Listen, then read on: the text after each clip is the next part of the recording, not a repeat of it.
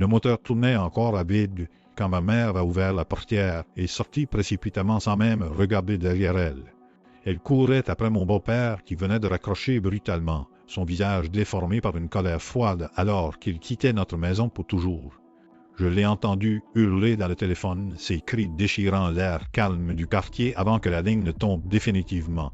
Mon petit frère avait déjà vu sa silhouette s'éloigner vers le parc de l'école locale, laissant derrière lui un silence assourdissant et une voiture en marche. Il n'avait pas éteigné le contact ni pris ses clés, me condamnant à rester seul au volant d'un véhicule qui vibrait dangereusement sous mes mains tremblantes.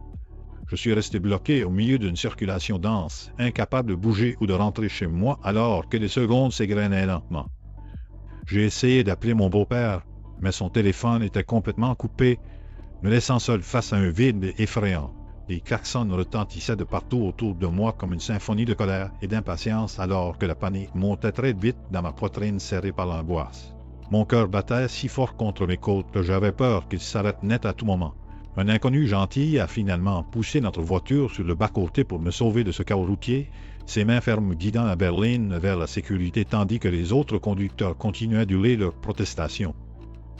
J'ai immédiatement contacté mon grand-père qui m'a dit avec une voix grave et ferme de vérifier mes frères et sœurs avant toute autre chose.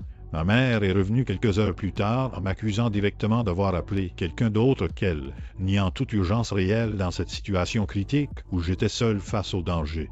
Elle a refusé de comprendre que j'avais simplement essayé de survivre à un moment terrifiant sans aucun adulte responsable pour me protéger ou me guider vers la sécurité. Devrais-je vraiment être blâmé pour avoir essayé de rester en sécurité dans ce chaos absolu alors qu'elle avait choisi de fuir ses responsabilités maternelles?